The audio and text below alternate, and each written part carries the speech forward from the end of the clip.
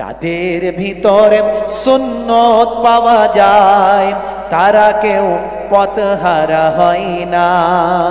রাসূলের পথে যারা চলে দুনিয়ায় বাতিলের বাধা তারা মানে না। জোরে হবে না? নিশীথ রজনীতে সেজদাতে যায়, হুসাইনি তাদের নিয়ে ভাবনাতে রয়। বিপদের মাঝে তারা যতই পড়ুক রাসূলের তরিকা ছাড়ে না। যাদের ভিতরে সুন্নত পাওয়া যায় তারা কেউ পথহারা হয় না। হে তরুণ যুবকেরা, সুন্নত গুলো কোনগুলো মনে রাখবেন।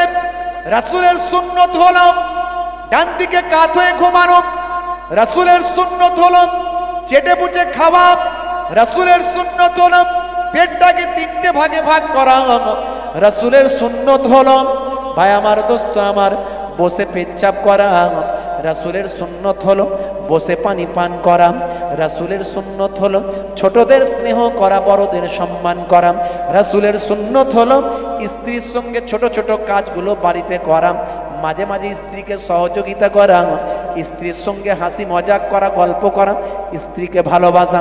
রাসূলের সুন্নত হলো পিতামাতার সেবা করা, পিতামাতার ভাই আমার ভালো ব্যবহার দেখানো, পিতামাতার চেহারার দিকে সুদর্শন ভাই আমার মিষ্টি ব্যবহারে তাকানো, ভাই আমার পিতামাতার সব চেহারার দিকে সন্তুষ্ট চিত্রে তাকানো, পিতামাতার সেবা করা রাসূলের সুন্নত বাবা। হে জওয়ান যুবকেরা, রাসূলের সুন্নত হলো মুখে দাড়ি রাখা, রাসূলের সুন্নত হলো পাজামা পোশাকটা পায় আমার হাঁটুর নিচে পোশাকটা পরা, রাসূলের সুন্নত হলো খাওয়া দাওয়ার পরেতে বাবা আগে পরে একটু লবণ খাওয়া, বা আমার রাসূল ভালোবাসতেন খাওয়ার পরে একটু মিষ্টি খাওয়া। এ জওয়ান যুবকেরা, রাসূলের প্রত্যেকটা সুন্নতের মধ্যে আজকে বিজ্ঞানীরা স্বাস্থ্য বিশেষজ্ঞরা গবেষণা করেছেন, প্রত্যেকটা সুন্নতের মধ্যে ভাই আমার তারা স্বাস্থ্য সম্মত পেয়েছেন, বিজ্ঞান পেয়েছেন, বাস্তবতা পেয়েছেন। যদি বলেন হুজুর আপনি দুটো একটা উদাহরণ দেন, বেশি লম্বা চওড়া নয়, হাতে সময় কম, ছোট্ট করে একটু উদাহরণ দেব, বেশি কথা বলবো না। আবার তিনটে প্রশ্ন বাকি আছে, দিতে হবে নাকি? উত্তর দিতে হবে কি জি? রাত অনেক হচ্ছে তো কষ্ট হচ্ছে আপনাদের মনে হয়। বন্ধুরা আমার, তরুণ যুবকেরা আমার, বিশ্বনবী আপনাকে আমাকে শিখিয়েছেন, কি শিখিয়েছেন? হে জওয়ান যুবকেরা, হে আমার মুরব্বিয়ানেরা, তোমরা পেচ্ছাপটা করবে বসে পেচ্ছাপ করবে, আর পেচ্ছাপ করে তোমরা পবিত্র হবে।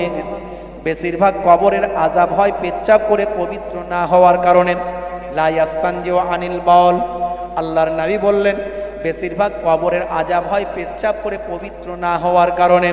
হে জওয়ান যুবকেরা, স্বাস্থ্য বিশেষজ্ঞরা বলছেন পেচ্ছাপ বসে যদি করা হয় অবাঞ্ছিত বায়ুটা পেট থেকে সরে যায়, অবাঞ্ছিত বায়ু পেট থেকে বেরিয়ে যায়, এটা স্বাস্থ্যের জন্য উপকার হয়। আর পেচ্ছাপ করে ধৌত করলেন ভাই আমার দোস্ত আমার, আপনার আমার শরীরের জীবাণু মুক্ত হয়ে যায়, পোশাক জীবাণু মুক্ত হয়, শরীর জীবাণু মুক্ত হয়। 1450 বছর আগে বিশ্বনবী যা বলেছেন, আজকের যুগের স্বাস্থ্য বিশেষজ্ঞরা রাসূলের কথাকে মেনে নিতে বাধ্য হয়।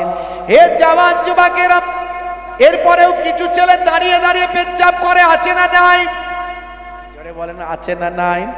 যারা জিন্সের প্যান্ট পরে ঘুরছে ওরা কি বসে মুততে পারবে? আর জোরে বলেন, পারবে? তাহলে ওরা সব দাঁড়িয়ে দাঁড়িয়ে চালাবে, আর ওদের শরীরে পোশাকে পেচ্ছাপ লাগবে, তার মানে জীবাণু শরীরে লাগলো, এটা স্বাস্থ্যের জন্য ক্ষতি হবে। তাহলে রাসূলের কথা শুনলে স্বাস্থ্যের উপকার আছে না নাই? এটা আমি বলছি না, বিজ্ঞানীরা বলছে, স্বাস্থ্য বিশেষজ্ঞরা বলছে। হে জওয়ান যুবকেরা, হে আমার বন্ধুরা, হে আমার মুরব্বিয়ানেরা, যদি দাঁড়িয়ে দাঁড়িয়ে পেচ্ছাপ করা হয়, আমি বলছি না, স্বাস্থ্য বিশেষজ্ঞরা বলছেন, ভাই আমার ইউরিনাল যে ড্রাম, পেচ্ছাপের যে থলি, যেখানে ইউরিনটা পেচ্ছাপটা জমে থাকে, যদি দাঁড়িয়ে পেচ্ছাপ করা হয় কয়েক ফোঁটা ইউরিন সেখানে থাকলে থেকে যেতে পারেন, সব ইউরিনটা সব পেচ্ছাপটা ক্লিয়ার হয় না। হে জওয়ান যুবকেরা, স্বাস্থ্য বিশেষজ্ঞরা বলেন নবী ঠিক বলেছেন, যদি বসে পেচ্ছাপ করা হয় সারা শরীরের প্রেসারটা ইউরিনাল ড্রামে পড়ে, পেচ্ছাপের থলিতে গিয়ে শরীরের প্রেসারটা পড়ে, এতে ইউরিনাল ড্রামে যতটা ইউরিন ছিল সমস্ত ইউরিনটা শরীর থেকে বের হয়ে যায়। আর যদি দাঁড়িয়ে দাঁড়িয়ে চালানো হয় কয়েক ফোঁটা করে যদি ওই ড্রামে জমতে থাকে ভাই, দীর্ঘদিন পরে ওই জমা ইউরিনটা ড্রামে জমে জমে একসময় বায়ামার স্টোনে পাথরে পরিণত হয়। অনেকে বলে না পেচ্ছাপের থলিতে পাথর। হে তরুণ যুবকেরা, 1450 বছর আগে বিশ্বনবী যা বলছেন আজকের যুগে বিজ্ঞান আর বাস্তবতায় পরিণত হয়েছে। সেই নবীর সুন্নতগুলোকে মেনে চলুন, সেই নবীর তারিকা মেনে চলুন, সেই নবীকে ভালোবাসুন, কারণ সেই নবী আপনাকে আমাকে কতটা ভালোবেসেছে। নবী আপনাকে আমাকে কতটা ভালোবেসেছেন, সেই রাসূল আপনাকে আমাকে কতটা ভালোবেসেছেন, সেই নবীকে ভালোবাসুন, সেই রাসূলের সুন্নতকে ভালোবাসুন, সেই রাসূলের তরিকাকে ভালোবাসুন। বন্ধুরা আমার, তরুণ যুবকেরা আমার, বাস্তব একটা উদাহরণ দিই, বেশি লম্বা করব না, অন্য কিতাব থেকে উদাহরণ দিতে যাব না, বাস্তব উদাহরণ। আমরা বাস্তববাদী মানুষ, বাস্তব উদাহরণটা দিই। হে জওয়ান যুবকেরা, অল্প কিছুদিন আগে আপনারা জানেন ইন্টারনেটে ভাইরাল হয়েছিল দক্ষিণ আফ্রিকার একজন ধর্মযাজক, নাম তার হলো মিস্টার রিচমন্ড। মিস্টার রিচমন্ডের নাম আপনারা শুনেছেন বাবা। হে জওয়ান যুবকেরা, হে আমার মুরব্বিয়ানেরা, শুনে রেখে দিন বাবা, জেনে রেখে দিন বাবা, মিস্টার রিচমন্ড বাবা তিনি তার ইবাদতখানায় যান। তার একসঙ্গে কিছু কম বেশি 10,000 তার শিষ্য। এই 10,000 তার শিষ্য একসঙ্গে থাকেন, কিন্তু তিনি 1 লক্ষর উপর তার ভক্ত ভালোবাসার মানুষ আছেন, কিন্তু 10,000 তার অ্যাট এ টাইম শিষ্য তার সঙ্গে থাকেন। অর্থাৎ তিনি যখন তার ইবাদতখানায়, তিনি যখন তার উপাসনা গৃহে যান, তখন 10,000 শিষ্য সেখানে প্রেজেন্ট থাকেন। এ তরুণ যুবকেরা, নিজে বিবৃতি দিয়েছেন তিনি, মিস্টার রিচমন্ড নিজে বিবৃতি দিয়ে বলেছেন, আমি যখন আমার ইবাদত গৃহের ছোট্ট কুটিরিতে আমি ঘুমিয়েছিলাম, রাতের বেলা আমি ঘুমিয়ে আছি, হঠাৎ করে আমাকে কে যেন একজন মনীষী, একজন মহাপুরুষ আমাকে এসে বলছে, হে রিচমন্ড, তুমি সাদা পোশাক পরিধান করো, সাদা পোশাক পরো, আর তোমার শিষ্য ভক্তদের সাদা পোশাক পরা আর তুমি নির্দেশ দাও। সকালবেলা আমি চিন্তা করলাম, সাদা পোশাকটা হলো মুসলমানদের পোশাক। যারা হজেতে গেলেন, এই হজ করার সময় সাদা পোশাকটা তারা পরেন, বা আমার দুটো থান পরেন, এহরামের কাপড় একটা পরতে হয়, একটা গায়ে দিতে হয়। কথা ঠিক না ভুল বলেন? জি, উমরা করতে গেলেও আপনাকে পড়তে হবে, হজ করতে গেলেও পড়তে হবে। আমার এখনো 1 মাস হয়নি, আমি গত 12 তারিখে ফিরেছি উমরা হজ থেকে। জি হ্যাঁ, তো আমি গতবারও গেছিলাম, এবছরও আল্লাহ আমাকে নিয়ে গেছিলেন। তো ওখানে গেলে একটা আলাদা অনুভূতি হয়, একটু অন্যভাবেই যাই আমি। তো যাই হোক ভাইরা আমার, তরুণ যুবকেরা আমার, যারা উমরা হজ করেন বা হজ করেন, তাদেরকে ওই সাদা পোশাক পরতে হয়। মিস্টার রিচমন্ড চিন্তা করলেন, এ তো মুসলমানদের পোশাক, আমি কেন পরব? এটা হয়তো আমি এমনি একটা স্বপ্ন দেখেছি, ঠিক আছে ছেড়ে দাও। পরের দিন আবার রাত্রি যখন ছোট্ট হুজরার মধ্যে ঘুমিয়েছেন, আবার তিনি স্বপ্নে দেখছেন কে যেন বলছেন, হে মিস্টার রিচমন্ড, হে মিস্টার রিচমন্ড, তুমি নিজে সাদা পোশাক পরো আর তোমার শিষ্য ভক্তদের সাদা পোশাকের নির্দেশ দাও। হে তরুণ যুবকেরা, হে আমার বন্ধুরা, শুনে রেখে দিন বাবা, জেনে রেখে দেন। দ্বিতীয় রাত্রিতে আবার যখন দেখলেন, আবার সকালবেলা বুঝতে পারলেন নিশ্চয় এটা মুসলমানদের পোশাক, হয়তো আমি অন্য কোনো স্বপ্ন দেখছি। না না না না, এটা তো আমাদের পোশাক নয়, আমি কেন পরবো আর আমার শিষ্যদের কেন পড়তে বলবো? যাক, যা হয়েছে হয়েছে, এটা আমি কাউকে শোনাবো না, কাউকে বলবো না। যাই হোক, এটাকে আমি ভুলে যাওয়ার চেষ্টা করব, এই মনে করে সারাদিন তিনি কাটিয়ে দিলেন। আবার তৃতীয় রাত্রিতে যখন তিনি তার ওই হুজরার মধ্যে ঘুমিয়েছেন, সেই সময় আবার ওই বা আমার সুদর্শন সুন্দর নুরওয়ালা চেহারার একজন মহাপুরুষ এসে বলছেন, হে মিস্টার রিচমন্ড, তোমাকে আমি নির্দেশ দিয়েছি সাদা পোশাক পরতে, আর তোমার শিষ্যদের সাদা পোশাক পরার নির্দেশ দিতে। আমি তোমাকে এটা নির্দেশ দিচ্ছি, তুমি এখনো কেন নিজেও পড়ছো না আর শিষ্যদের কেন নির্দেশ দিচ্ছ না?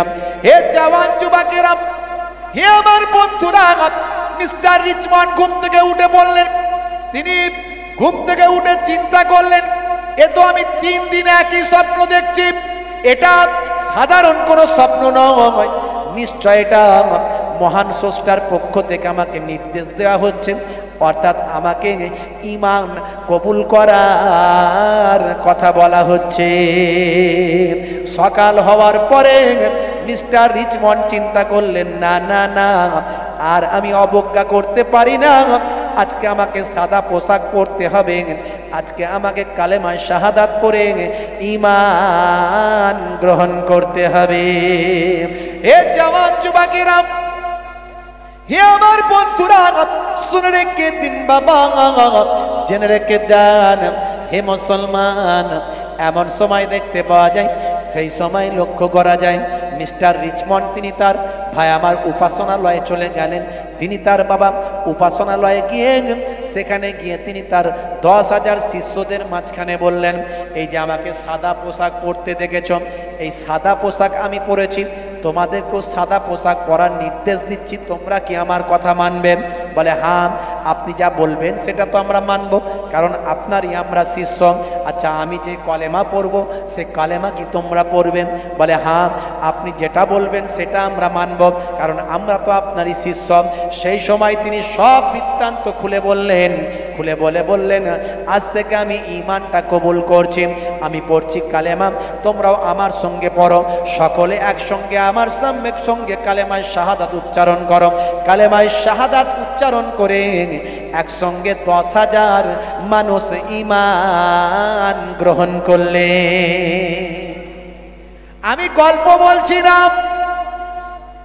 এটা বাস্তব ঘটনা, দক্ষিণ আফ্রিকার ঘটনা। অল্প কিছুদিন আগে সারা পৃথিবীতে খবরটা ছড়িয়ে গেল, ইন্টারন্যাশনাল ম্যাগাজিনে খবরটা ছড়িয়ে গেল। হে তরুণ যুবকেরা, হে আমার বন্ধুরা, শুনে রেখে দিন বাবা, জেনে রেখে দেন, এমন সময় দেখতে পাওয়া যায়, এ মুসলমান একটু লক্ষ্য করুন, সেই সময় সারা পৃথিবীতে যখন খবরটা ছড়িয়ে গেল বাবা, ভাইরা আমার, তরুণ যুবকেরা আমার, মুরব্বিয়ানেরা আমার, হে মুসলমান একটুখানি খেয়াল করুন, পৃথিবীর কিছু কম বেশি 100টা দেশ থেকে আরব সরকার বিশেষ বিশেষ মানুষকে ইনভাইট করেন হজটা ফ্রি পয়সায়, ফ্রি অফ কস্ট, বিনা পয়সায় হজটা করার জন্য, এবং আরব সরকারের বা আমার সরকারের সঙ্গে একসঙ্গে গোল টেবিলে খাওয়ার জন্য আমন্ত্রণ জানায়। এই হজের সময় পৃথিবীর কিছু কম বেশি 100টা দেশ থেকে কিছু কম বেশি প্রায় 2000 মানুষকে আমন্ত্রণ করা হয়। এ জওয়ান যুবকেরা, পৃথিবীর কিছু কম বেশি 2000 মানুষকে সরকারের পক্ষ থেকে, আরব সরকারের পক্ষ থেকে আমন্ত্রণ করা হয়। পৃথিবীর কিছু কম বেশি 100টা দেশ থেকে 2000 মানুষ, যারা পৃথিবীর সেরা সেরা ব্যক্তি। হে জওয়ান যুবকেরা, 2023 সালে যে হজ গেল, এই হজেতে পৃথিবীর বা আমার 2000 মানুষের মধ্যে থেকে একজন যিনি চান্স পেয়েছিলেন, সরকারের আমন্ত্রণে যিনি হজ করেছিলেন, আরব সরকারের কাছে গিয়ে গোল টেবিলে খেয়েছিলেন, সেই ব্যক্তিদের নামের তালিকায় একটা নাম ছিল, তার নাম হলো মিস্টার ইব্রাহিম রিচমন্ড। ওনার নামের আগে ইব্রাহিম নামটা তিনি লাগিয়েছিলেন, কারণ আজ থেকে আমি ঈমান কবুল করে আমি ইব্রাহিম রিচমন্ড হয়ে গেলাম। হে জওয়ান যুবকেরা, হে আমার বন্ধুরা, শুনে রেখে দিন বাবা, জেনে রেখে দেন হে মুসলমান ভাই আমার, দোস্ত আমার, একটুখানি আপনাদের সামনে বলে দি বাবা, শুনে নাও হে যুবক, কাহানি তার রিচমন্ড পাদরি নামটা যার, রিচমন্ড পাদরি নামটা যার, শুনে নাও হে যুবক কাহানি তার। একদিন রিচমন্ড ঘুমিয়ে থাকে আফ্রিকা দেশের গির্জা ঘরে গভীর ঘুমে কে যেন বলে এহেরামের পোশাক নাও না পরে, এ কথা রিচমন্ড শুনে বারবার, এ কথা রিচমন্ড শুনে বারবার, কালেমা পরে জবানে তার। জোরে হবে না? আর জোরে হবে না? হে জওয়ান যুবকেরা, আরবের মাটিতে তিনি চলে গেলেন। আরবের মাটিতে গিয়ে যখন তিনি আরবের মাটি পেলেন, কেমন আল্লাহর বান্দা হলেন, কেমন রাসূলের উম্মত হলেন। আপনি আমি আল্লাহর বান্দা, রাসূলের উম্মত। আপনার আমার মধ্যে আল্লাহর ভালোবাসা কতটা, রাসূলের মহাব্বত কতটা। আল্লাহর ভালোবাসা যদি ঠিক মতো থাকতো, আমরা কি নামাজ ছেড়ে দিতে পারতাম? আজ থেকে ওয়াদা করুন, নামাজ ছেড়ে দেব না।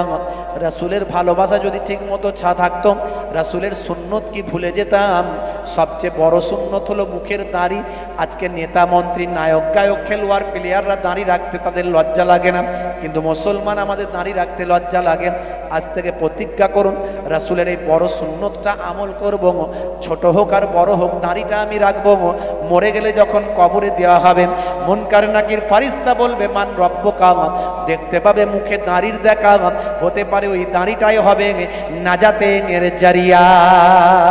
আজ থেকে ওয়াদা করুন, রাসূলের সুন্নতটা মেনে চলব।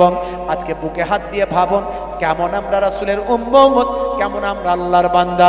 হে জওয়ান যুবকেরা, মিস্টার রিচমন্ড যখন আরবের মাটিতে পা দিলেন, এই পবিত্র মাটি পাওয়ার সঙ্গে সঙ্গে, যে মাটিতে আল্লাহর ঘর বাইতুল্লাহ কাবা শরীফ আছে, যে মাটিতে কাবার ও কাবা রাসূলুল্লাহ শুয়ে আছেন, দয়ার নবী সাল্লাল্লাহু আলাইহি ওয়াসাল্লাম শুয়ে আছেন, সেই মাটি যখন পেলেন মিস্টার রিচমন্ড বা আমার ইব্রাহিম রিচমন্ড ভালোবেসে সেই মাটিতে গিয়ে প্রথমে আল্লাহর প্রতি শুকরিয়া আদা করে মাটির উপর সিজদায় তিনি লুটিয়ে পড়লেন। জোরে হবে না? আর জোরে হবে না? রাসূলের দরবারে যখন গেলেন, কি তার অভিব্যক্তি, কি তার মনের অবস্থা আমি আমার কলমে তুলে ধরেছি। মন ভরে যায়, প্রাণ ভরে যায়, গিয়ে মদিনায়। মন ভরে যায়, প্রাণ ভরে যায়, গিয়ে মদিনায়। দেখে নবীর রওজা খানা, কলিজা ঠান্ডা হয়। মন ভরে যায়, প্রাণ ভরে যায়, হৃদয় ভরে যায়। জোরে হবে না? আর জোরে হবে না? দিন রাত সব এক হয়ে যায়, রিচমন্ড নবীজির রওজায়। দিন রাত সব এক হয়ে যায়, রিচমন্ড নবীজির রওজায়। মনে পড়ে স্বপ্নে দেখা নবীজি হেথায়। মন ভরে যায়, প্রাণ ভরে যায়, গিয়ে মদিনায়। হে তরুণ যুবকেরা, হে আমার বন্ধুরা, শুনে রেখে দিন বাবা, জেনে রেখে দেন। আমার বক্তব্য এটা যে আল্লাহকে ভয় করো, রাসূলের ভক্ত হয়ে যাও, অর্থাৎ আল্লাহর নির্দেশনাগুলো মেনে চলো, আল্লাহর হুকুমের পায়রাবি গোলামি করো। আতিউল্লাহ ওয়া আতিউর রাসূল, আল্লাহর ইতাআত করো এবং রাসূলের ইতাআত করো। আল্লাহর গোলামি, রাসূলের গোলামি, আল্লাহর গোলামি, রাসূলের গোলামিটা কেমন ভাবে করতে হয়, এরই জন্য ওয়া উলিল আমরি মিনকুম, অর্থাৎ আল্লাহর ওলি বান্দাদের দেখে শিখে না। এই জন্যই ওস্তাদ ধরতে হয়। ওস্তাদ ছাড়া ছাত্র হওয়া যাবে? এই ওস্তাদ না ধরলে ছাত্র হতে পারবেন? নিজে নিজে পড়াশোনা করে সব বুঝে যেতে পারবেন? পারবেন না। এই জন্য ওস্তাদ ধরতে হয়। আর এই ওস্তাদের নামই আমরা বলি পীর। পীর কথা বললে অনেকে চুলকানি শুরু হয়ে যায়, ওস্তাদ বললে চুলকানি হয় না। যাকে পীর বলে তাকেই ওস্তাদ বলে। তাকেই মুর্শিদ বলে, তাকেই টিচার বলে। খালি বুঝে নিতে হবে বাবা, পথটা বোঝার জন্য হাক্কানি পীর মুর্শিদ, অরিজিনালি পীর মুর্শিদ ধরতে হবে। ভণ্ডতে ভরে গেছে, ভেজাল সবেতেই আছে। হ্যাঁ, আলুতে ভেজাল নাই, চালে ভেজাল নাই, কাঁকর নাই চালেতে, ডালে ভেজাল নাই, 2 নম্বরই ডাল, মাঝে মাঝে চাইনার ডিম বেরোচ্ছে, চাইনার চাল বেরোচ্ছে, দেখেননি ভেজাল নাই। তো অরিজিনালটা সব জায়গায় চেনেন, আর পীর মুর্শিদ ওলি আউলিয়ার বেলায় চিনবেন না কেন? হাক্কানি আলেম তার সোহবতে থাকতে হবে। কারণ ইন্নামা ইয়াখশাল্লাহ মিন ইবাদিহিল উলামা, নিশ্চয় আলেমে হাক্কানিরা সবচেয়ে বেশি আল্লাহকে ভয় করে।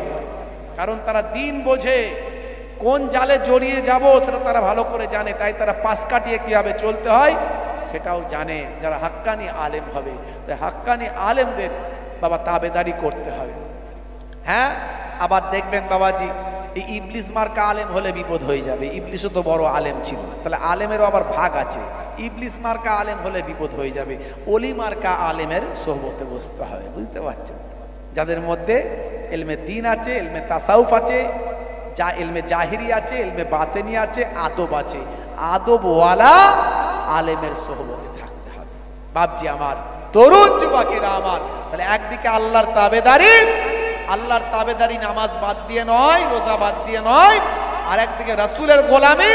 রাসূলের গোলামি মানে সুন্নতকে মেনে চলতে হবে, রাসূলের সুন্নতের তাবেদারি করতে হবে। যত সুন্নতের কথা বললাম সব সুন্নতের উপরে বিজ্ঞান বাস্তবতা আছে। আমি বলেছি, ইন্টারনেটে যাবেন, আমার নাম লিখবেন, 15 থেকে 20 হাজার বক্তব্য আছে। এই দাঁড়ি রাখার মধ্যে কি বিজ্ঞান আছে তাও আমি বলে দিয়েছি। বাপজি আমার, পায়ের গিরার ওপরে পুরুষদের পোশাক পরতে হবে, এর মধ্যে কি সায়েন্স আছে? চেটে পুচে খেলে কি সায়েন্স আছে? হ্যাচ্চ করে আলহামদুলিল্লাহ বললে কি বিজ্ঞান আছে? সব বলেছি। আমি আজ আর বলবো না, বেশি কথা আলোচনা নয়, খুব সংক্ষেপ, রাত অনেক হয়েছে। আপনাদের দিককার মানুষ বেশি রাত পর্যন্ত আজ শুনতে পারে না। ভাইরা আমার, খুব সংক্ষেপে আপনাদের মাঝখানে বিদায় নেব। যাওয়ার আগে একটু আল্লাহর পরিচয়টা 3টে দেবো বলেছিলাম, কি নেব? হ্যাঁ, শুনবেন না? কষ্ট হচ্ছে, শেষ করে দেবো। কারা কারা চান না হাত তুলে দেখান তো দেখি। সত্যি চান না? না চান কোনটা? আচ্ছা, চান চান আপনি? আচ্ছা, মাশাআল্লাহ, উনি বুঝতে পারেননি, ঝোঁকে পড়ে উঠে গেছে। আসলে ডিসব্যালেন্স এই জন্যই কোম্পানি দিয়েছে, কোম্পানি থেকে না ডিস ব্রেক দিয়েছে। হ্যাঁ হ্যাঁ। তো ভাইরা আমার, তরুণ যুবকেরা আমার, সংক্ষেপে একেবারে ছোট্ট করে বলে দিয়ে মোনাজাত করব। বাপজি আমার, নাস্তিক এই কথা যখন বলে বলে বেড়াচ্ছে, এমন সময় বড় বড় আলেমরা নিশ্চুপ উত্তর দিতে পারেনি। সবাই তো সব দিকে উত্তর দিতে পারবে না। যার মধ্যে এলেম আছে সে কোরআন হাদিস দিয়ে বলতে পারবে, যুক্তি দিয়ে কি করে বলবে? যুক্তি দেওয়ার জন্য আলাদা লোক দরকার, আর আল্লাহর যুক্তি মাথায় ঢোকালে তবে দিতে পারবে। এই জন্য আল্লাহর উপর তাওয়াক্কুল করতে হবে, ভরসা করতে হবে। তা একজন দরবেশ, সে আলেম নয় কিন্তু দরবেশ মানুষ, সে একজন দরবেশ ব্যক্তি। সে চিন্তা করছে, আহারে এ নাস্তিক চারিদিকে হই হই করে বলে বেড়ায়, কেউ উত্তর দিতে পারে না, আল্লাহ গো এটা কেমন হচ্ছে? কেউ চিন্তার মধ্যে আছে। দরবেশ মানুষ, সে হাতের কাজ করে। কি করে? মাটির হাঁড়ি তৈরি করে। বাজারে একটা দোকান আছে, মাটির হাঁড়ি তৈরি করে। বুঝতে পারছেন? হে তরুণ যুবকেরা, হে আমার বন্ধুরা, হে আমার মুরব্বিয়ানেরা, শুনে রেখে দিন বাবা, জেনে রেখে দিন বাবা, ওই দরবেশ মাটির হাঁড়ি তৈরি করেন। এমন সময় দেখতে পাওয়া যায়, একদিন বাজারের বা আমার ওই দোকানের সামনে দিয়ে ওই নাস্তিক হেঁটে হেঁটে চলে যাচ্ছে। সেই সময় নাস্তিকের প্রতি আওয়াজ দিয়ে ওই দরবেশ দেখতে পেয়ে বলেন, হে বাবা নাস্তিক ভাই, এদিকে এসো ভাই, একটু আমার দোকানে এসো ভাই। হে জওয়ান যুবকেরা, এমন সময় ওই নাস্তিক বলে, দরবেশ তোমাদের বড় বড় আলেমরা উত্তর দিতে পারেনি, আর তুমি কেমন করে উত্তর দেবে? দরবেশ তুমি তো উত্তর দিতে পারবে না, কারণ তোমাদের যোগ্য যোগ্য আলেমরা আমার 3টে প্রশ্নের উত্তর দিতে পারে না। হে দরবেশ শুনে রেখে দাও, জেনে রেখে দাও, শুধু শুধু আমার সময়টা কেন ওয়েস্ট করছো? সময়টা কেন নষ্ট করছো? হে জওয়ান যুবকেরা, দরবেশ বলে, নাস্তিক ভাই একটু তোমার এদিকে এসো, সামনে এসো। একবার আমাকে প্রশ্নগুলো করো, তোমার প্রশ্নটা আমি একবার শুনতে চাই। এমন সময় যখন এই কথা বলার পরে ওই নাস্তিক তখন বলল, দরবেশ নিশ্চয় তুমি পারবে না, তবে তোমাকে আমি বলতে না করব না, কারণ তুমি যখন শুনতে চেয়েছো তোমাকে না শুনিয়ে কেমন করে যায়। আচ্ছা বাবা, এই নাস্তিক শুনে নাস্তিক বলেন, বাবা দরবেশ শোনো তাহলে। আচ্ছা বলো তো দেখি, হে মুসলমান দরবেশ শুনে রেখে দাও, তোমাদের আলেমরা বলেন আল্লাহকে না দেখে বিশ্বাস করতে হবে। আল্লাহকে কি না দেখে বিশ্বাস করা যায়? যাকে দেখি না তাকে আবার কেমন করে বিশ্বাস করব? এটাকে আমাকে যুক্তি দিয়ে বুঝিয়ে দাও। যাকে দেখতে পাই না তাকে কেমন করে বিশ্বাস করা যায়? এটা আমার 1 নাম্বার প্রশ্ন। আর 2 নাম্বার প্রশ্ন, তোমাদের আলেমরা বলেন ভাগ্যে ভালো মন্দ যা কিছু হয় সব আল্লাহর কাছ থেকে হয়। ওয়াল কদরে খাইরিহি ওয়া শাররিহি মিনাল্লাহি তাআলা। হে জওয়ান যুবকেরা, হে আমার মুরব্বিয়ানেরা, আচ্ছা দরবেশ বলো তো দেখি, ভাগ্যে ভালো মন্দ যদি আল্লাহর কাছ থেকে হয়, তাহলে পাপীরা পাপ করে জাহান্নামে কেন যাবে জানতে চাই। পাপীরা পাপ করে জাহান্নামে কেন যাবে? সব তো তার কাছ থেকে হচ্ছে, ভালো মন্দ। এটা কেমন করে হলো? যুক্তি দিয়ে বোঝাও। 3 নাম্বার প্রশ্ন, হে দরবেশ তুমি বলো তো দেখি, তোমরাই তো বলো, তোমাদের আলেমরা বলে ইবলিস শয়তানকে আগুন থেকে তৈরি করা হয়েছে। ইবলিস শয়তান নিজেই বলেছে, কোরআনে এসেছে, খালাকতাহু মিন তিন ওয়া খালাকতানি মিন নার, খালাকতাহু মিন তিন ওয়া খালাকতানি মিন নার। আল্লাহ আপনি তাকে মাটি থেকে সৃষ্টি করেছেন আর আমাকে আগুন থেকে সৃষ্টি করেছেন, সুতরাং আনা খায়রুম মিনহু, আমি তার থেকে বড়। এই যে মাটি থেকে আর আগুন থেকে, ইবলিস শয়তানকে আল্লাহ আগুন থেকে তৈরি করেছেন। তোমাদের আলেমরা বলে শয়তানকে আগুন থেকে তৈরি করা হয়েছে। আবার আগুন জাহান্নামের শাস্তিটা হবে আগুনের শাস্তি। এ তরুণ যুবকেরা, হে আমার বন্ধুরা, শুনে রেখে দিন, জেনে রেখে দিন। নাস্তিক তখন বলল, দরবেশ ইবলিস শয়তানকে আগুন থেকে তৈরি করা হয়েছে আর জাহান্নামটাও হবে আগুনের। আচ্ছা বলো তো দেখি, আগুনকে আবার আগুনে কেমন করে পোড়াতে পারে? এই 3টে প্রশ্নের আমার উত্তর দাও, যুক্তি দিয়ে বুঝিয়ে দাও। যদি বোঝাতে পারো, হে দরবেশ আমি তোমার হাতে হাত দিয়ে তোমার কাছেই আমি তোমার ধর্ম গ্রহণ করে নেব। এমন সময় এ কথা শোনেন দরবেশ সাহেব কয়েক মিনিট ওই নাস্তিকের চেহারার দিকে তাকিয়ে রইলেন।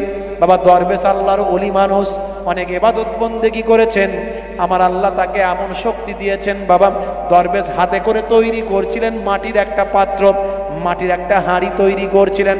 ওই মাটির কাঁচা হাঁড়িটা নিয়ে এমন সময় নাস্তিকের মাথাতে দুম করে মেরে দিয়েছে। নাস্তিক উড়ি বাবারে মরে গেলুম রে, যেই বলেছে চারিদিক থেকে লোকজন ছুটে এসেছে। দরবেশকে এসে বলছে, দরবেশ তোমাকে আমরা এত ভালো মানুষ মনে করে চিন্তা করি, আর তুমি এই লোকটাকে মারলে। হ্যাঁ, তোমাকে এত আমরা ভালো মানুষ চিন্তা করি মনে করি, আর তুমি এই লোকটাকে মারলে। আরে এই লোকটার প্রশ্ন না হলে 3টে করে, তো কেউ উত্তর দিতে পারেনি। তো এ তো আলাদা প্রশ্ন, যুক্তি দিয়ে বলে, যুক্তি দিয়ে কে যুক্তি খুঁজে পাবে? তো ওর মতো আজ থাক, তো তুমি কেন মারতে গেলে? তোমাকে তো আমরা ভালো লোক মনে করি। ওরে বাবারে মরে গেলুম রে করে মাথা হাত দিয়ে বসে পড়েছে। তখন দরবেশ বলছে, আমি মেরেছি বেশ করেছি। মেরেছি বেশ করেছি বলার পরে হাতটা নামিয়ে দিয়ে বলে, মেরেছি বেশ করেছি, ঠিক আছে দাঁড়াও, এর বিচার আমি করব, এর বিচার আমি করব। কাজীর কাছে ফাইসালা হবে। ফাইসালা কোথায় হবে? কাজীর কাছে ফাইসালা হবে। আর আগেকারের যুগের কাজী তার নিজের ছেলে হলেও ছাড়ে না, তখনকার যে কোরআনের বিচার। ওমর ফারুক রাদিয়াল্লাহু তাআলা আনহু নিজের ছেলেকে শাস্তি দিয়েছিলেন, আপনাদের ওয়াজ জানা আছে, ঘটনা জানা আছে। তাহলে আগেকারের যুগের বিচার আলাদা ছিল, আর এখনকার যুগের বিচার আলাদা। পক্ষপাতিত্বের বিচার, দলের বিচার। হ্যাঁ, আমার দলের লোক। হে তরুণ যুবকেরা, হে আমার বন্ধুরা, শুনে রেখে দিন বাবা, জেনে রেখে দিন বাবা। এমন সময় দেখতে পাওয়া যায়, সেই সময় কাজীর কাছে বিচার দেওয়া হলো। কাজী আমার নিজস্ব ভাই আমার নির্দিষ্ট ডেট নির্দিষ্ট সময় তিনি দিয়ে দিলেন। বাদী বিবাদী সকলকে থাকতে বললেন, সাক্ষীদেরকে আসতে বললেন, পাশাপাশি দোকানদার যারা আছেন তাদেরও আসতে বললেন, যারা সেই সময় ঘটনায় গিয়েছিলেন তাদেরকেও তিনি ডাকলেন। হে তরুণ যুবকেরা, কাজী বিচার শুরু করলো নির্দিষ্ট দিনে। দরবেশ সাহেব সেখানে গেছেন, ভাই আমার নাস্তিকও সেখানে আছে, আশেপাশের মানুষজনও সেখানে আছে। এমন সময় কাজী বিচার শুরু করলো। কাজী সাহেব বলে, আচ্ছা দরবেশ, তোমাকে তো আমরা ভালো মানুষ মনে করি, তুমি কেন মারলে এই লোকটাকে বলো। সেই সময় এমন সময় দরবেশ বলেছিল, কাজী সাহেব, ও কাজী সাহেব জাহাপনা, আমি যে মেরেছি কেন সেটা আপনাকে নিশ্চয়ই বলবো। আপনি নিশ্চয় জানেন ওই মানুষটা তিনটে উদ্ভট তিনটে প্রশ্ন নিয়ে সে মানুষকে বিভ্রান্ত করেছে। এতদিন পর্যন্ত আলেম ওলামাদের মাঝখানে তিনটে উদ্ভট প্রশ্ন নিয়েছেন, তিনটে অবাস্তব উটকো প্রশ্ন নিয়ে সে মানুষের মাঝখানে বিভ্রান্ত করেছেন। কিন্তু সেই তিনটে প্রশ্নের উত্তর দেওয়ার জন্য এর থেকে ভালো উত্তর আমার কাছে আর কিছু ছিল না। আমি যে তাকে মেরেছি, এই মারার মধ্যেই তিনটে প্রশ্নের উত্তর আছে। এমন সময় কাজী সাহেব বলে, তাই নাকি? এই মারের মধ্যে আবার উত্তর আছে? বলে হ্যাঁ। ওই নাস্তিক রেগে বোম হয়ে গেছে, প্রচন্ড রাগান্বিত, আমাকে মেরেছো, তার মধ্যে উত্তর আছে? বলে হ্যাঁ। বলে সেটা কেমন করে বলো তো দেখি। তুমি বলেছ যদি উত্তর দিতে পারি তাহলে আমার হাতে হাত রেখে আমার ধর্ম গ্রহণ করে। বলে হ্যাঁ, এখনো বলছি, উত্তর দাও তো আগে দেখি। বলে শোনো, আমি যে তোমাকে মেরেছি কে দেখেছে? আমি যে তোমাকে মেরেছি কে দেখেছে? কেউ কি দেখেছে তোমাকে মেরেছি? বলে শোনো, যখন তুমি আমাকে মেরেছো কেউ দেখেনি বটে, আমি একাই ছিলাম আর তুমি ছিলেন, কিন্তু আমি মারটাকে অনুভব করি। মেরেছে যে আমাকে ব্যথা হয়েছে, লেগেছে, আমার ব্যথা হয়েছে, আমি এটা অনুভব করি, আমার এখানে ব্যথা হয়েছে। এই তুমি যে আমাকে মেরেছো আমি সেটা অনুভব করি, কেউ দেখেনি বটে, কিন্তু আমি সেটা অনুভব করি।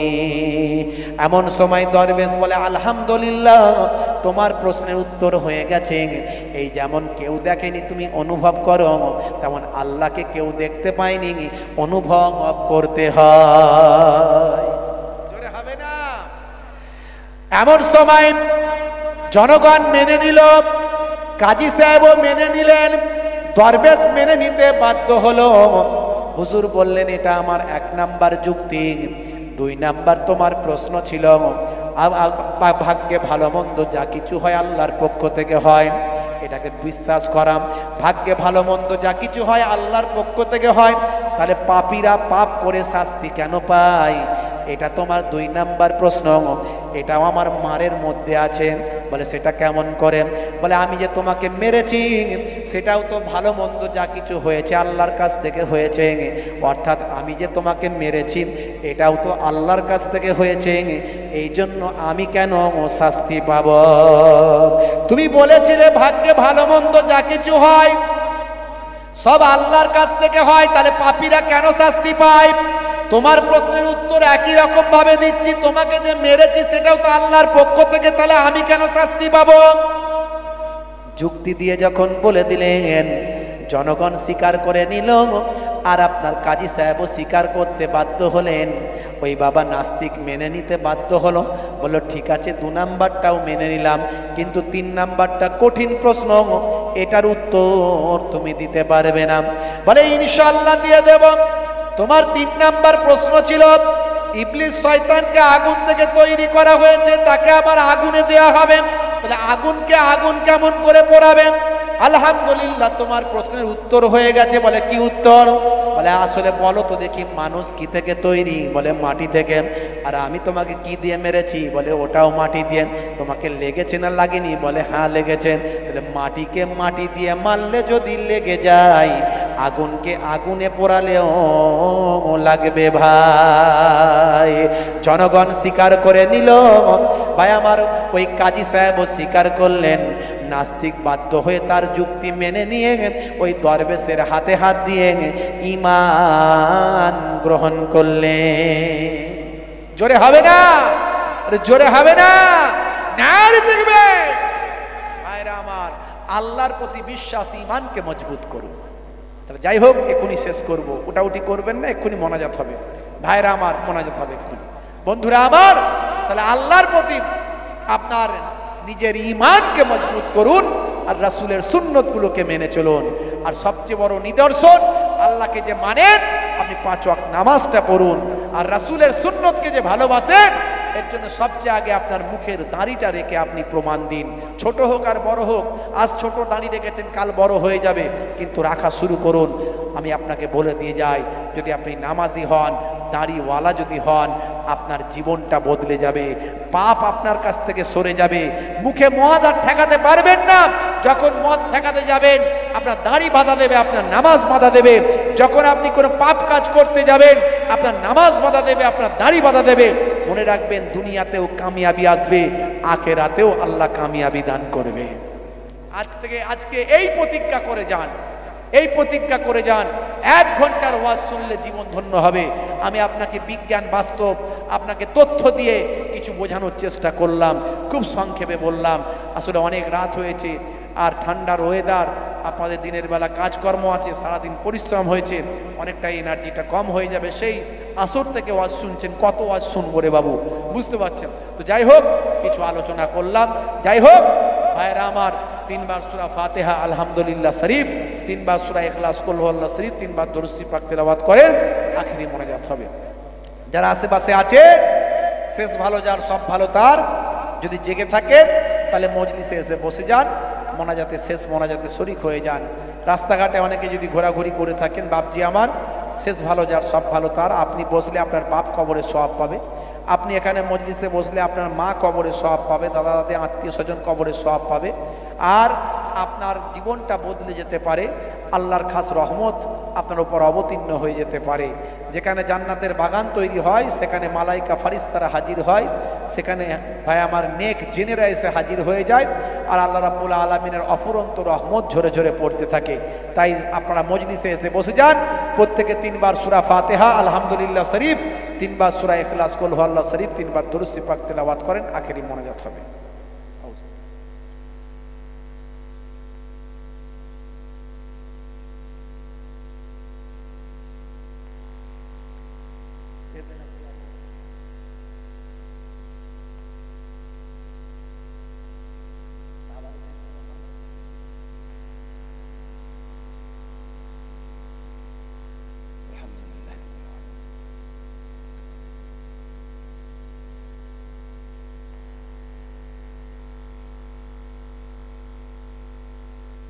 قل هو الله احد الله الصمد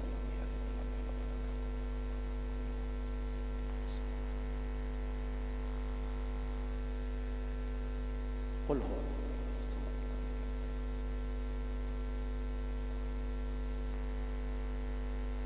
اللهم صل على سيدنا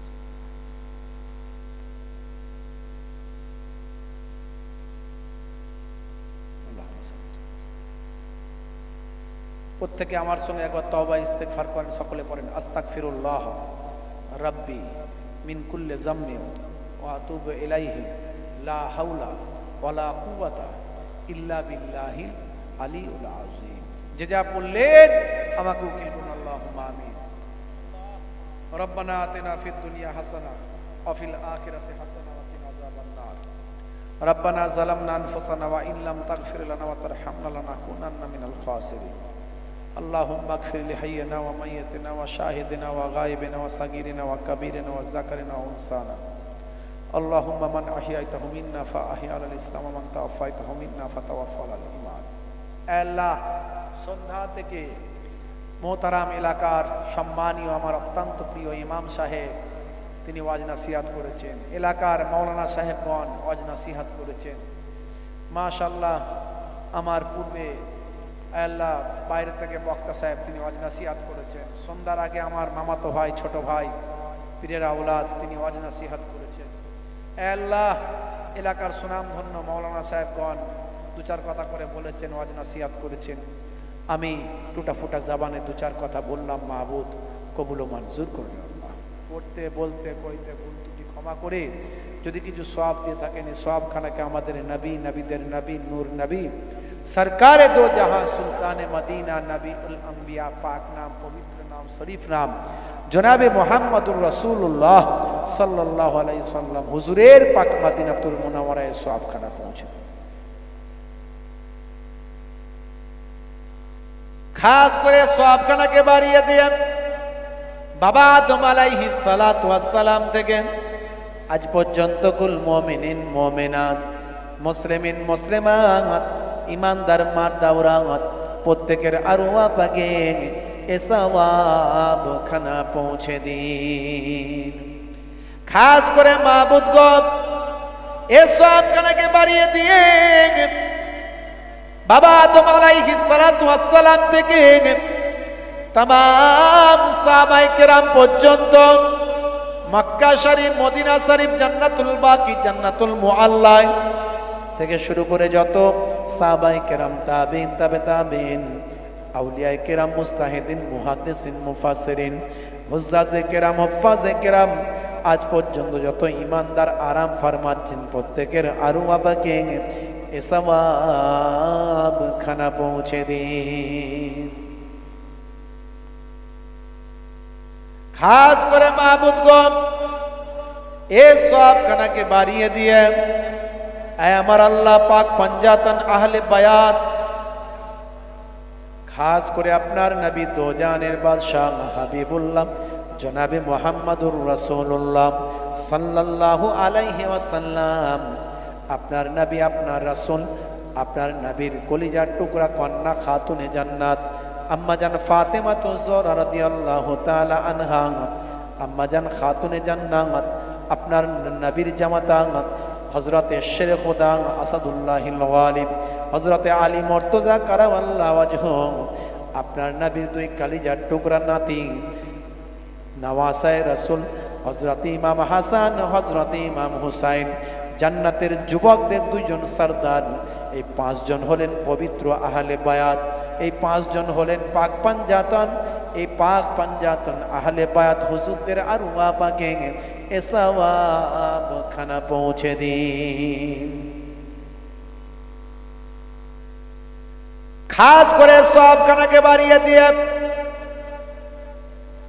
আমার মাবুদ আল্লাহ, আমার স্রষ্টা আল্লাহ, আমার রব আল্লাহ, ওলিদের বাদশাহ, ওলিদের নেতা হযরত গাউসে আজম বাবা বড় পীর আব্দুল কাদের জিলানী আল বাগদাদি হুজুরের রূপাকে এ সওয়াব খানা পৌঁছে দিন। হিন্দুল ওলি হযরতে খাজা গরিব নওয়াজ মাইনুদ্দিন চিশতি আজমিরি সঞ্জারি রহমাতুল্লাহ আলাইহি হুজুরের রূপাকে এ সওয়াব খানা পৌঁছে দিন। খাজা বাকিবুল্লাহ বুআলি কালান্দার সানাউল্লাহ পানিপাতি আহমদ শাহ সুলতান শাহ হাজি আলী শাহ মাওলা আলী শাহ ফাতে আলী ওয়াইসি, খাস করে ফুরফুরা শরীফ মুজাদ্দিদুজ জামান কুতুবুল আলম আমিরুশ শরিয়াত, আমাদের চোখের মণি, মাথার তাজ, বাংলা, আসাম, বাংলাদেশ, অখণ্ড ভারতবর্ষের কোনায় কোনায় যিনি দ্বীন পৌঁছে দিয়েছিলেন, শরিয়াত পৌঁছে দিয়েছিলেন, ইসলাম পৌঁছে দিয়েছিলেন, হাজার হাজার যিনি মাদ্রাসা, মসজিদ, মক্তব প্রতিষ্ঠা করেছিলেন, আমাদের চোখের মণি, মাথার তাজ, জামানার মুজাদ্দিদ হযরতে পীর আবু বকর সিদ্দিক রাহমাতুল্লাহ আলাইহি, সকলের দাদা হুজুর আমার পন্নানা জান হুজুরের রূপাকে সওয়াব খানা পৌঁছে দিন। বড় হুজুর পীর কেবলা রাহমাতুল্লাহ আলাইহি বড় নানা জান, মেজলা হুজুর পীর কেবলা রাহমাতুল্লাহ আলাইহি মেজো নানা জান, সেজলা হুজুর পীর কেবলা রাহমাতুল্লাহ আলাইহি সেজো নানা জান, ন হুজুর পীর কেবলা রাহমাতুল্লাহ আলাইহি নোয়া নানা জান, নানা জান ছোট হুজুর পীর কেবলা রাহমাতুল্লাহ আলাইহি হুজুরদের আরওয়া পাকে এ সওয়াব খানা পৌঁছে দিন।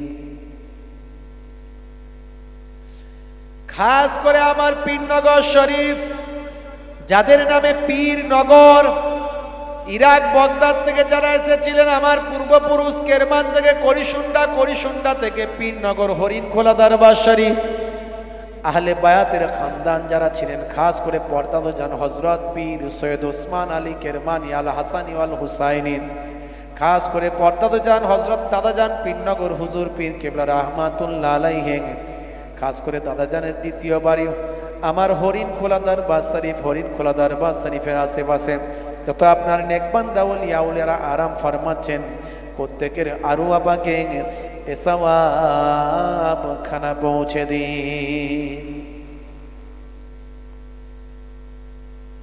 খাস করে সব খানাকে বাড়িয়ে দিয়ে এই 24 পরগনার জমিনে বসিরার আল্লামা হুজুর আরাম ফরমাচ্ছেন, গোরাচাঁদ আব্বাসী হুজুর, ফকির সাহেব হুজুর, মস্তানজি হুজুর, এই এলাকার বিশিষ্ট ব্যক্তি ওলি আউলিয়ারা যারা আরাম ফরমাচ্ছেন, আয় আমার মাহবুব আল্লাহ, আমার স্রষ্টা আল্লাহ, যত আপনার নেক বান্দা বান্দিরা আরাম ফরমাচ্ছেন, আমরা যারা এখানে হাজিরা দিয়েছি, আমাদের কারো জনম দুঃখী বাপ কবরে, জনম দুঃখিনী মা কবরে, দাদা কবরে, দাদি কবরে, নানা কবরে, নানি কবরে, আত্মীয় স্বজন বলে কবরে পড়ে আছেন, জানি না তাদের কবরের অবস্থা।